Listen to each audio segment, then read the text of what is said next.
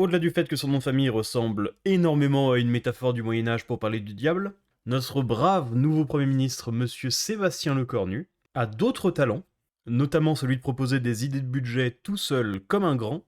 Ça montre bien l'utilité de nos ministres en temps normal, puisqu'on n'a toujours pas de gouvernement, après quasiment 3 semaines. Mais qu'est-ce qui nous raconte notre brave Sébastien? Dans le projet de budget que je présenterai, des impôts augmenteront. Merci Sébastien, merci beaucoup. D'autres diminueront. Étant donné que c'est pour faire des économies, avec d'énormes guillemets, je vous laisse deviner quelle part sera la plus importante. Le Parlement débattra, amendera et votera la copie finale. Nous allons y arriver. Il parle de lui à la première personne du pluriel, puisque, encore une fois, on n'a pas de gouvernement, donc manifestement Sébastien entend des voix. Ça s'entend sûrement, mais je suis pas très satisfait de son début de mandat, notre cher ami Lecornu. Il faut être sourd pour ne pas entendre que les Français demandent plus de justice fiscale. La répartition de la charge au sein des impôts doit évoluer. Alors il faut surtout avoir l'oreille très sélective pour ne pas entendre que une grande partie des Français demandent aussi la baisse du train de vie de l'État. Mais bon, soit, très bien. Il a raison sur le fait que la répartition de la charge est catastrophique. Beaucoup trop de l'impôt repose actuellement sur le travail, que ce soit via l'impôt sur le revenu, l'impôt sur les sociétés, indirectement l'impôt sur les investissements. On se retrouve aujourd'hui dans une situation où pour 100 € versés par l'employeur, l'employé, avant impôt, touche 54 €. Après impôt pour le salaire médian, on est plus vers 45, et après il y a encore la TVA et toutes les autres taxes de consommation. 45 € touchés pour 100 € versés, c'est du vol. L'État considère qu'il mérite plus de la moitié du salaire du travailleur au salaire médian, comme s'il avait fait plus de la moitié de son travail. C'est qu'on m'explique la logique. Le problème, c'est qu'en changeant simplement la répartition, on ne règle pas le problème de fond, qui est la quantité de dépenses. On peut tourner des boulons autant de temps qu'on veut pour essayer de trouver une espèce de justice fiscale, comme ils appellent ça. À la fin, il y aura toujours des gens qui seront pas contents, et ça finira toujours par des gens qui ne peuvent pas se nourrir. Que tu décides de détruire à grands coups d'impôts la productivité, la consommation, l'épargne et l'investissement, ça finit toujours de la même façon, de la pénurie et de la pauvreté. Même dans des pays comme l'ex-URSS ou le Venezuela, extrêmement riches en ressources naturelles, sur lesquelles les économies de ces pays auraient pu au minimum s'appuyer, pour ne pas avoir besoin d'être extrêmement productifs, ont échoué ou sont en voie très avancée d'échec. Même ces pays-là ont été ou sont incapables, ne serait-ce que de maintenir un semblant d'abondance. Qu'est-ce qui fait croire à ces gens qu'un pays comme la France, qui a relativement peu de ressources naturelles, réussirait? Qu'est-ce qui leur fait croire ça? Parce que c'est bien gentil, du coup, après, de dire que taxer le patrimoine professionnel n'est pas la bonne réponse, l'entreprise n'est pas l'affaire que du patron, et nous avons besoin de capitaux français pour défendre notre souveraineté économique. Si ce n'est pas la productivité que tu taxes, qu'est-ce que c'est? On a vu que taxer le patrimoine, notamment des très riches, ça revient plus ou moins à taxer la productivité. Taxer l'investissement, ça revient à dire aux gens de faire dormir leur argent, de ne pas l'utiliser, donc de faire baisser la sainte consommation. Taxer la consommation, ça fait baisser la consommation. Qu'est-ce qu'ils veulent taxer de plus? Je veux dire, on n'est pas loin des 500 taxes, impôts et cotisations différentes. Qu'est-ce qu'on peut bien encore inventer? En fait, il n'y aura rien besoin d'inventer, parce qu'il parle du patrimoine professionnel uniquement. Chers amis travailleurs, ouvrez grand. Penchez-vous en avant et toussez.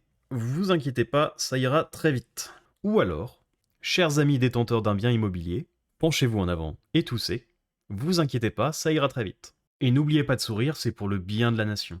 Est-ce qu'ils se rendent compte de l'enfer qu'ils ont créé et qu'ils sont en train d'empirer? Alors que vraiment, mais pour la énième fois, on a une quantité de dépenses innommable. Est-ce qu'on est vraiment sûr que tout est indispensable? Personnellement, j'ai quelques doutes. Mais bref, au-delà de la dimension politique et économique, un débat technique existe aussi sur la réalité du rendement que cela rapporterait. C'est même pas un débat, c'est une histoire de 20 minutes de tableur, et voilà. Le débat devra se poursuivre, mais il est ouvert avec les parlementaires. D'accord. Budget 2026, je repars d'une page blanche. Bonne ou mauvaise nouvelle, la suite du tweet va vous surprendre. L'argent public est précieux, comme jamais, il faudra faire des économies. Très bien Sébastien, tu as prononcé le mot magique. Malheureusement, je crois que tu ne comprends pas le mot économie, puisque il ne s'agira pas d'un budget d'austérité et de régression sociale, les moyens consacrés aux retraites augmenteront de 6 milliards d'euros et de 5 pour la santé. C'est vrai que les retraites ne prennent pas assez de place dans les prélèvements, dans les dépenses, partout. Après tout, 420 milliards, qu'est-ce que c'est? Il manquait bien 6 milliards là-dedans. C'est dur de s'accorder du crédit pour quelque chose d'aussi évident, mais pour la vidéo où je parlais du vote de confiance pour Bayrou, où je disais qu'il n'y aurait pas de changement, bah voilà, hein. C'est pas comme si on avait passé... C'était quand? C'était en juin, juillet? Il y a eu 1 mois et demi, quasiment 2 mois, où on parlait quand même quasiment en permanence des retraites, notamment avec le conclave. Mais bon, malheureusement, le clientélisme est plus fort que tout, étant donné que nos chers amis retraités représentent une proportion très élevée de la population électorale. Nous en sommes prisonniers. Je proposerai en revanche une réduction des dépenses de 6 milliards d'euros sur l'État et son train de vie. Très bien. Par contre, 6 plus 5 moins 6, je crois que ça fait plus que 0. Mais bon. Cet effort devra s'accompagner d'une réforme de long terme de la structure étatique et de notre organisation territoriale, via la décentralisation. Très bien. Cependant, cet ajout à la phrase précédente veut dire que, en fait, ça ne sera plus l'État qui touchera les 6 milliards en question, mais donc les régions, les départements, les communes. Ce qui est mieux que rien, moins de centralisation, ça me plaît, mais on casse vraiment toujours pas 3 pattes à un canard. Ensuite, il revient un peu sur les retraites. Le débat sur la possibilité d'un autre système de financement de nos retraites sera un bon débat pour la présidentielle à venir.